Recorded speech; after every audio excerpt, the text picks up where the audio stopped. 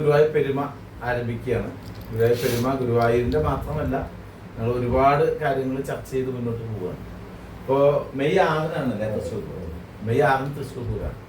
അപ്പോൾ തൃശ്ശൂർ പൂരവും ഗുരുവായൂരും തമ്മിലുള്ള ബന്ധങ്ങൾ, ആനയും അത് അത്തരം ഒരുപാട് ബന്ധങ്ങളുണ്ട്. ഗുരുസ്വാമി ആ കാര്യങ്ങളും ഇവിടെ പറയുന്നതാണ്. അദ്ദേഹത്തെ സ്നേഹത്തോടുകൂടി ക്ഷണിക്കുകയാണ്. നമ്മളോടൊപ്പം ചൊവ്വല്ലൂർ ഉമേഷിൻ്റെ കൺവീനറുണ്ട്, മധു കെ നായർ, ശിവദാസേട്ടൻ, ചാന്ദനി ചേച്ചി, ജാക്ക് സാറ്, ചന്ദ്രേട്ടൻ അടക്കമുള്ള എല്ലാവരും സ്വാഗതം ചെയ്തുകൊണ്ട് സ്വാമിയെ സ്നേഹത്തോട് വിളിച്ചു. തൃശ്ശൂർ പൂരം എന്ന് പറഞ്ഞാൽ അത് ഒരു അത്ഭുതമാണ്. ലോകത്തിലെ തന്നെ ഒരു കാഴ്ചവസ്തുക്കളിൽ ഒരു സുപ്രധാന കാര്യം, സാംസ്കാരികമായ ദൈവികമായ ഒരു ചടങ്ങിൽ നോക്കുകയാണെങ്കിൽ അതിൽ ഒന്നാം സ്ഥാനവും തൃശ്ശൂർ പൂരം. കാരണം കേരളത്തിലെ പണ്ട് കാലത്ത് കേരളത്തിലെ 3 പൂരങ്ങളാണ് പ്രസിദ്ധമായിട്ട് കേട്ടത്. ഒന്ന് ആറാട്ടുപുഴ പൂരം, മറ്റൊന്ന് തൃശ്ശൂർ പൂരം, ഒന്ന് പെരുവനം പൂരം. പെരുവനം പൂരം എന്ന് പറഞ്ഞാൽ ഈ ആറാട്ടുപുഴ പൂരത്തിൻ്റെ ഭാഗം തന്നെയാണ്. അതിന് 4 ദിവസം 2 ദിവസം മുമ്പാണ്.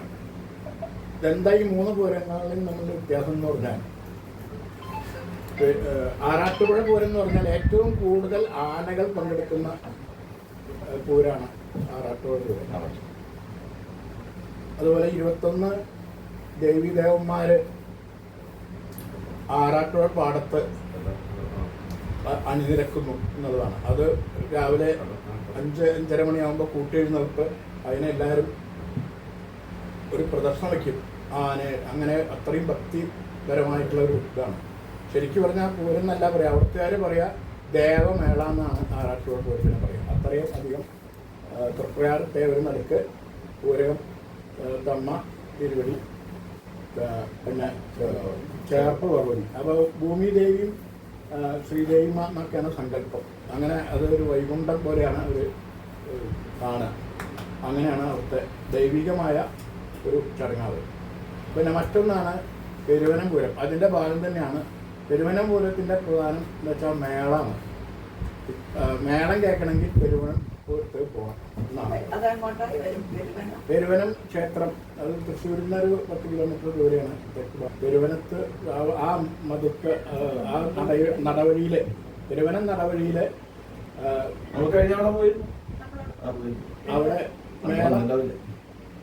പെരുവനം എന്ന് പറഞ്ഞ ദേശം, ആ പ്രദേശം തന്നെ മേളത്തിൻ്റെ ഒരു പര്യായപദമാണ്. അവിടെ എക്കാലത്തും അതിവിദഗ്ധരായ മേളക്കാരുണ്ടാവും. ഇപ്പോഴും ഉണ്ട്, പണ്ട് കാലത്തും ഉണ്ട്. അതാണ് ഒരു പ്രധാനം അവിടുത്തെ. അപ്പോൾ മേളത്തിൻ്റെ ഒരു പെരുമ, അത് പെരുമനാണ്, അങ്ങനെ പറയാം. പിന്നെ തൃശ്ശൂർ 24 വർഷം മേളപ്രമാണം ചെയ്ത പാറമേക്കായ എന്നിത്തരമാക്കി പ്രമാണം ചെയ്ത പെരുവനം കുട്ടന്മാരൻ, പത്മശ്രീ പെരുവനം കുട്ടന്മാരൻ അവിടുത്തുകാരനാണ്. അടുത്ത ഒരു പ്രമാണിയാണ് സതീശന്മാരാർ. പിന്നെ അവരുടെ താഴെ പ്രകാശന്മാരാർ. അങ്ങനെ ഒരുപാട് പ്രമാണികൾ അവിടെ തന്നെ ഉണ്ട്.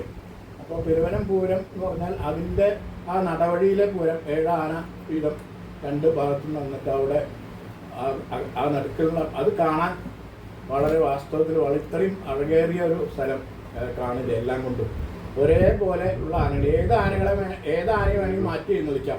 അങ്ങനെ ഒരേ വലുപ്പമുള്ള 7 ആനകൾ, 7 14 അപ്പുറത്തും ഭഗവതി. അതൊരു കാണേണ്ട കാഴ്ചയാണ്. മേളത്തിന് അവിടെ ഇല്ല, അത് അവിടെ ഈ ചിറ്റാത്തകുളം അങ്ങനെയുള്ള ആ ഭാഗത്തുള്ള അങ്ങനെയുള്ള ഭഗവതിമാരാണ്. ഭഗവതിമാരും അവിടെ ഒന്ന് ആറാടി പോവാണ്. അപ്പം അത് ഒരു പ്രധാനമായിട്ട് ശാസ്താവ് അങ്ങനെയൊക്കെ അവിടെ ഒരു തന്നെ ഓരോ പൂരങ്ങളാണ്. എങ്കിലും അതൊരു മേളത്തിൻ്റെ ഒരു വളരെ അന്തസ്സുള്ളൊരു സ്ഥലമാണ്. അപ്പൊ അതാണ് 2 പൂരങ്ങൾ. പിന്നെ ഇതാണ് തൃശ്ശൂർ പൂരം. തൃശ്ശൂർ പൂരത്തിന്റെ പ്രധാനം അതിന്റെ ചടങ്ങുകളും പിന്നെ വെടിക്കെട്ട് പണ്ട് കാലത്ത് ഏറ്റവും കൂടുതൽ തൃശ്ശൂർ പൂരത്തിലായിരുന്നു. ഇപ്പോൾ ചില നിയന്ത്രണങ്ങളൊക്കെ വന്നിട്ടുണ്ടെങ്കിലും ഇന്നും അതിൻ്റെ ഒരു ഭംഗി വേറെയാണ്. തൃശ്ശൂർ പൂരത്തിന്റെ ആ ടൗണും അതിൻ്റെ ആ വടക്കുനാഥനും അതിൻ്റെ പരിസരവും അതിൻ്റെ പ്രദർശനവരിയും ആ സ്ഥലത്തിന് തന്നെ ഒരു മനോഹാരിതയുണ്ട്. പിന്നെ അതിന് പുറമെ അവിടെ നടക്കുന്ന പൂരങ്ങൾക്കൊക്കെ ഒരു ചുറ്റും ഇത് ചടങ്ങും അത് വേറെ തന്നെ. പ്രധാന പൂര പങ്കാളികളായ പാറമേക്കാവും തിരുവമ്പാടിയും 15 ആനകൾ വീതം. പിന്നെ മറ്റ് ചെറുപൂരങ്ങൾ വേറെയുണ്ട്. അയ്യന്തോട്, മറ്റേ ചെമ്പൂക്കാവ്, അങ്ങനെ ഓരോ പൂരങ്ങൾ വേറെയും വരും. എന്തായാലും അതിൻ്റെ ആ ഒരു നടത്തിപ്പും ചിട്ടയും അത് ശക്തൻ തമ്പുരാനാണ് അത് ഇങ്ങനെ ഒരു ഡിസൈൻ ചെയ്തതെന്നാണ് പറയുന്നത്. ചിലരല്ല യോഗാതിരി അതിന് മുമ്പുണ്ട് എന്നും ചിലർ പറയാറുണ്ട്. അതും ആറാട്ടുപുഴ പൂരത്തിൻ്റെ ഒരു ഭാഗമായിരുന്നു എന്നാണ് പറയുന്നത് പണ്ട് കാലത്ത്. അവിടെ ആറാട്ടുപുഴ പൂരത്തിന് എഴുന്നള്ളിച്ച് പോയപ്പോൾ അതിശക്തിയായുള്ള കാറ്റും മഴയും വന്ന് അവിടെ പോകാൻ പറ്റാതെ എന്തു വേണം എന്ന് അന്നത്തെ രാജാവായ ശക്തൻ തമ്പുരാനോട് ചോദിച്ചു, എന്താ വേണ്ടത് ചോദിച്ചു. അപ്പോൾ അദ്ദേഹം പറഞ്ഞു മടങ്ങിക്കോളൂ പറഞ്ഞു. അടുത്ത പൂരം ഇവിടെ വെച്ച് നടത്താമെന്ന് പറഞ്ഞു. അങ്ങനെ മേടത്തിലെ പൂരം തൃശ്ശൂർ പൂരം, മീനത്തിലെ പൂരമാണ് ആറാട്ടുപുഴ പൂരം. അടുത്ത ഒരു മാസം അതല്ല അങ്ങനെ പറയുന്നുണ്ട്. അങ്ങനെ ചിലർ അങ്ങനെ പറയുന്നുണ്ട്. പക്ഷെ സാധാരണ പറഞ്ഞു കേട്ടിട്ടുള്ളത്, കാരണം ഈ പൂരത്തിന്റെ ചടങ്ങുകളിലൊക്കെ അങ്ങനെയാണ്. തെക്കോട്ടുള്ള ഇറക്കം പ്രധാനമായിട്ട് അങ്ങോട്ട് പോവാണെന്നാണ് ഒരു സംശയം ചോദിച്ചോട്ടെ. ആറാട്ടുപുഴ പൂരത്തിന് ശേഷമാണ് തൃശ്ശൂർ പൂരം ഉണ്ടായെന്ന് കേൾക്കുന്നത്. ആറാട്ടുപുഴ പൂരം 1400 കൊല്ലം. അതിനുശേഷം ആ ആറാട്ടുപുഴ പൂരത്തിന് തൃശ്ശൂരിൽ നിന്നും പോയിരുന്നു എന്നാണ്. ആ പോയപ്പോൾ പോകാൻ പറ്റാതായി. അവിടെ ഇടിയും കാറ്റുമ്പോൾ തിരിച്ചു പോന്നു എന്നാണ്. അതിനുശേഷം അടുത്ത മാസത്തെ പൂരം ഇതിൽ തൃശ്ശൂർ വെച്ചിട്ട് നടത്താൻ തുടങ്ങി. അങ്ങനെയാണ് അതിൻ്റെ ഒരു ചരിത്രം പറയുന്നത്. എന്തായാലും ഈ ആറാട്ടുപുഴ പൂരത്തിൻ്റെ പഴക്കമില്ല. ആറാട്ടുപുഴ പൂരമാണ് ഏറ്റവും പഴക്കമുള്ള പൂരം. അത് എത്ര കൊല്ലമായി അവിടെ ആ ആറാട്ടുപുഴ ശാസ്താവിൻ്റെ ഗോപുരത്തിൽ എഴുതി വെച്ചിട്ടുണ്ട് കണക്ക്. 1400 കൊല്ലായി. 1400 കൊല്ലായി എന്നാ പറയണം. ശിവലോകം എന്നൊരു വാക്കുണ്ട്. അത് കലിസംഖ്യ കണക്കാക്കിയാൽ ഏത് കൊല്ലം തുടങ്ങിയെന്ന് കാണാം.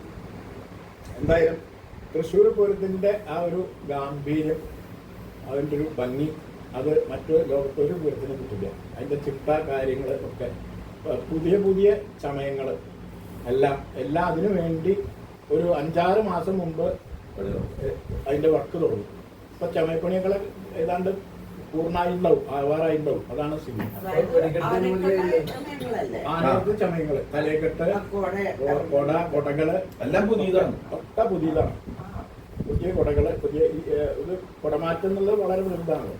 അപ്പൊ ഈ തെക്കോട്ടുള്ള ഇറക്കം എന്ന് പറയുന്നത് ആറാട്ടുപുഴ പൂരത്തിന് പോകുന്ന പോക്കാണെന്നാണ് പരിഗണിക്കുന്നത്. അത് അവിടെ ചെന്ന ഒരു ബസ് സ്റ്റാൻഡിൽ ഒരു രാജാവിന്റെ സ്റ്റാച്യു ഉണ്ട്. അത് പ്രദർശനം വെച്ചിങ്ങനെ തിരിച്ചു പോരുകയാണ്. ആ 7 ആന അവിടെ തിരിച്ചു പോരും. പിന്നെ അത് 2 കൂട്ടരുണ്ടത്. ആദ്യം പറമേക്കാവാണ്, എന്നിട്ട് അവിടെ നടക്കും. മറ്റൊരു തിരുവമ്പാടിയുടെ അകത്ത് എഴുന്നള്ളിച്ച് വന്ന് പുറത്തേക്ക് നടക്കും. ഇതാണ് പൂരം. അത് രാവിലെ 8 മണിക്ക് ഏതാണ്ട് കണിമംഗലം പൂരാണ് ആദ്യത്തെ ഉണ്ട്. അത് കഴിഞ്ഞാൽ പിന്നെ അങ്ങനെ ഓരോ പൂരങ്ങൾ വരികയായി. ഉച്ചയ്ക്ക് 12 മണിക്ക് പാറമേക്കാവുന്ന എഴുന്നള്ളിക്കും പാണ്ടിമളത്തോട് കൂടിയിട്ട്. അതേപോലെ തിരുവമ്പാടിയിൽ രാവിലെ ഒരു 7-7:30 ആകുമ്പോൾ അവിടുന്ന് പൂരം 3 ആനപ്പുറത്ത് എഴുന്നള്ളിച്ച് വന്ന് മറ്റേ തെക്കേ മഠത്തിൽ എത്തി അവിടെ ഇറക്കി എഴുന്നള്ളിക്കും. എന്നിട്ട് അവിടുന്ന് ഇതുപോലെ 12 മണിക്ക് 11:30-12 മണിയാകുമ്പോൾ അവിടുന്നാണ് മഠത്തിലെ വരവ് എന്നുള്ളതാണ് പ്രധാനം. അത് തിരുവമ്പാടിയുടെ പ്രധാനം. മഠത്തിലെ വരവ്. ഈ പഞ്ചവാദ്യം, ഇന്ന് നാം കേൾക്കുന്ന പഞ്ചവാദ്യം, ഇതിങ്ങനെ ആയത് കൽപ്പന ചെയ്ത് ആദ്യത്തെ പഞ്ചവാദ്യം അവിടെയായിരുന്നു എന്നാണ് അതിൻ്റെ ഒരു ചരിത്രം. അതിന് മുമ്പ് പഞ്ചവാദ്യം ഇങ്ങനെ ആയിരുന്നില്ല എന്നാണ് പറഞ്ഞിട്ടുള്ളത്. ഏതാണ്ട് 90 വർഷങ്ങൾക്ക് മുമ്പ് ഈ പഞ്ചവാദ്യം അതിന് ശേഷം ഉണ്ടായിട്ടുള്ളൂ. അപ്പൊ അതിന് മുമ്പ് ഉണ്ടായിരുന്ന പഞ്ചവാദ്യത്തിന് ഇങ്ങനെ ആയിരുന്നില്ല അത്രേ. ഈ മദ്ദളൊക്കെ കഴുത്തിലിട്ടിട്ടൊക്കെ അങ്ങനെ തിരുവിലാമല വെങ്കിട്ടസ്വാമി എന്ന് പറഞ്ഞൊരു മദ്ദള ആചാര്യ ഉണ്ടായിരുന്നു. അദ്ദേഹമാണ് ഈ രൂപകൽപ്പന ചെയ്തത് ഈ ഇന്നത്തെ ഈ കേൾക്കുന്ന പഞ്ചവാദ്യം പ്രതികാലം. അപ്പൊ അദ്ദേഹം അന്നത്തെ പറഞ്ഞു കേട്ടിട്ടുള്ളത് അങ്ങനെയാണ്. അപ്പൊ അദ്ദേഹം ഇങ്ങനെ ഒരു പഞ്ചവാദ്യ ഡിസൈൻ മാറ്റിയിട്ട് അദ്ദേഹം പറഞ്ഞു, ഇങ്ങനെ ഒരു പഞ്ചവാദ്യത്തിന് വേണ്ടി ഇങ്ങനെ ഒരു ഇത് ചെയ്തിട്ടുണ്ട് പ്രതികാലത്തിന്റെ. അത് ഒന്ന് ഇവിടെ ആ കൊട്ടണം എന്ന് മോഹമുണ്ട്, അതിനുവേണ്ടി അനുവദിക്കണം എന്ന് പറഞ്ഞു. അപ്പൊ അന്നത്തെ യാഥാസ്ഥികരായിട്ടുള്ള അന്നത്തെ ആൾക്കാർ പറഞ്ഞു, പൂരത്തിന് ചടങ്ങൊന്നും മാറ്റാൻ പാടില്ല, അതേപോലെ വേണം, അത് മാറ്റിയാൽ ശരിയാവില്ലാന്ന് അങ്ങനെ പഴയ ആൾക്കാർക്ക് അഭിപ്രായപ്പെട്ടു. അന്നത്തെ ചെറുപ്പക്കാര് പറഞ്ഞു അങ്ങനെയല്ല, സ്വാമി ഒരു പറയുമ്പോൾ എനിക്ക് എന്നിട്ടിത് നിങ്ങൾക്ക് ബോധ്യമായില്ല വെച്ചാൽ പഴയ പോലെ തന്നെ ആവാം, തുടരാം എനിക്കൊരു മണിക്കൂർ സമയം കിട്ടിയാൽ മതി, ഞാനത് അവതരിപ്പിക്കാം എന്നായി അദ്ദേഹം. അപ്പോൾ ഈ ചെറുപ്പക്കാരൊക്കെ കൂടി പറഞ്ഞു, ആ സ്വാമി ഇങ്ങനെ പറയുമ്പോൾ അത് നമുക്ക് പരീക്ഷിച്ച് നോക്കാം, എനിക്ക് ഇല്ലെങ്കിൽ വേണ്ട, നമുക്ക് പഴയതിലാക്കാലോ, അതിനെന്താ വിരോധം. അന്ന് ഈ പനമ്പള്ളി ഗോവിന്ദൻ എന്നൊക്കെ അന്നത്തെ ചെറുപ്പക്കാരിൽ നിന്നാണ് കേട്ടത്. എന്തായാലും അത് ശരി. അപ്പോൾ മുതിർന്നവരും അതിനെ സമ്മതിച്ചു. അങ്ങനെ അവിടെ ആദ്യമായിട്ട് അവിടെ വെച്ചിട്ടാണ് മടത്തിലെ വരവിലെ പഞ്ചവാദ്യത്തിലാണ് പഞ്ചവാദ്യം ആരംഭിച്ചത്. അത് ഇന്ന് നമ്മൾ കാണുന്ന പോലെയുള്ള പഞ്ചവാദ്യം. അത് ഒരു മണിക്കൂർ നേരം നോക്കിയപ്പോൾ ഒരു മണിക്കൂർ കഴിഞ്ഞു. അത് കൊട്ടിയപ്പോൾ അന്നത്തെ ആൾക്കാർക്ക് വളരെ ഇഷ്ടപ്പെട്ടു, അത് ബോധ്യപ്പെട്ടു, ഇത് മതി എന്ന് പറഞ്ഞു. എന്നിട്ട് സ്വാമീനെ തോളിലെടുത്തൊരു റൗണ്ട് അടിച്ചു എന്ന് പറയാം. അത്ര ഗംഭീരായി. അന്ന് മുതൽക്കാണ് ഈ പഞ്ചവാദ്യത്തിന്റെ ഇന്ന് പഞ്ചവാദ്യം അവിടെയാണ് അത്ര ആദ്യം പരീക്ഷിച്ച് നോക്കിയത്. അങ്ങനെ ഒരു കഥയും കൂടി ഉണ്ട്. പിന്നെ ഈ തെക്കേ മടത്തുന്ന വരവിനെ ഒരു കഥ കേട്ടിട്ടുണ്ട്. ഈ അന്ന് മത്സരമുണ്ട് തിരുവമ്പാടി പാറമേക്കാവും കൂടിയിട്ട്. അപ്പം തിരുവമ്പാടിക്കാർക്ക് ഒരു മോഹം, സ്വർണ്ണത്തലയെക്കെട്ട് കെട്ടിയിട്ട് വേണം എഴുന്നള്ളിക്കാൻ. എഴുന്നള്ളിക്കുന്ന കോലം കയറ്റി എഴുന്നള്ളിക്കാനാണെങ്കിൽ സ്വർണ്ണത്തലയെക്കെട്ട് കെട്ടിക്കണമെന്നൊരു മോഹം. അന്ന് ദേവസ്വങ്ങളിലൊന്നും ഇല്ല സ്വർണ്ണം. പക്ഷെ അന്ന് തെക്കേ മഠത്തിൽ സ്വർണ്ണത്തലയെക്കെട്ടുണ്ടായിരുന്നു സ്വാമിയാർക്ക്, അദ്ദേഹത്തിൻ്റെ കസ്റ്റഡി ഉണ്ടായിരുന്നു. അപ്പം അത് നമുക്ക് ചോദിച്ചു നോക്കിയാലോ എന്ന്. അങ്ങനെ ഇവർ അവിടെ ഭാരവാഹികൾ അവിടുത്തെ സ്വാമിയാരോട് ചോദിച്ചു എങ്ങനെ കെട്ടിയാൽ പോകാം എന്ന്. അപ്പം അദ്ദേഹം പറഞ്ഞു അങ്ങനെ വരാൻ പറ്റില്ല, പക്ഷെ ഇവിടുന്ന് ആനയെ കെട്ടിയിട്ടൊന്ന് കൊണ്ടുപോകും, അതിന് വിരോധമില്ല, അങ്ങനെയാണെങ്കിൽ തരാമെന്ന് പറഞ്ഞു. എന്നാ അങ്ങനെ ആവാന്ന് പറഞ്ഞു. അങ്ങനെയാണ് ഇത്ര ഈ മഠത്തിലെ വരെ തുടങ്ങിയത്. അപ്പൊ അവിടെ വന്ന് ആനയെ അവിടെ കൊണ്ടുവന്ന് അവിടേക്ക് എഴുന്നള്ളിച്ചു വന്നു. ആദ്യം തിരുവമ്പാടിയിൽ നിന്ന് അവിടേക്ക് എഴുന്നള്ളിച്ചു വന്നത് രാവിലെ ചടങ്ങുണ്ട്. അവിടെ വന്നാൽ അവിടുന്ന് ആനയെ സ്വർണ്ണത്തിലേക്ക് എത്തിച്ച് അവിടുന്നാണ് അത്ര തുടങ്ങിയത് പോലും.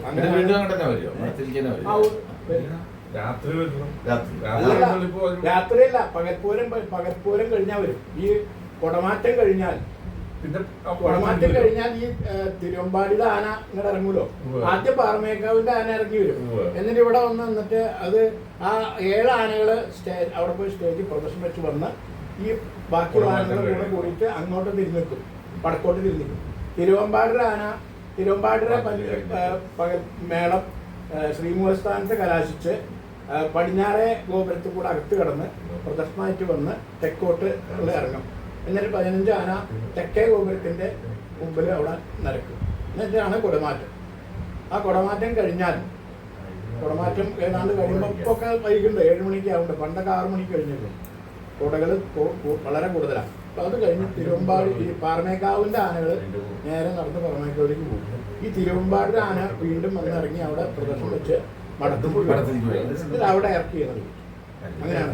ഇനി പിന്നെ രാത്രി 10 മണി സമയത്ത് അവിടുന്ന് വീണ്ടും പഞ്ചവാദ്യം ആവും. അങ്ങനെയാണ്. എന്നിട്ട് അത് ആദ്യം 3 ആന, അത്ര സ്ഥലമുള്ളൂ, ആ പഴയ നടക്കാവിന്റെ കൂടെയാണ് വരിക. അങ്ങനെ 3 ആന കയറി അവിടെ റോട്ടിലെത്തി കഴിഞ്ഞാൽ 7 ആന. ലക്ഷ്മി കല്യാണം അവിടെ ലക്ഷ്മി കല്യാണം ഉണ്ടാവുള്ള സ്ഥലം അതന്നെ, വടക്കും പാട്ടൊക്കെ അതന്നെ. അവിടുന്ന് റോഡ് വരെ 3 ആന, പിന്നെ റോട്ടിലേക്ക് കയറിയ 7 ആന, പിന്നെ അവിടെ നാക്കിനാലിന്റെ അവിടെ എത്തിക്കഴിഞ്ഞാൽ 15 ആന. അപ്പൊ അതിനു മുമ്പ് ഈ ആന 7 ആന അവിടെ എത്തിക്കഴിഞ്ഞാൽ ആ പന്തലിൽ നിൽക്കും. അപ്പോഴേക്കും പുലർച്ചെ 3 മണിയാവും. എന്നിട്ടാണ് വെടിക്കെട്ട്. ആ വെടിക്കെട്ട് കഴിഞ്ഞാൽ അത് ആന ഉടക്ക് രാവിലെ, പിന്നെ രാവിലെയാണ് 7 മണിക്കാണ്. അങ്ങനെയാണ് ആ മഠത്തിൽ വരവിന്റെ കാര്യം ഇതാണ് ഈ സ്വർണ്ണ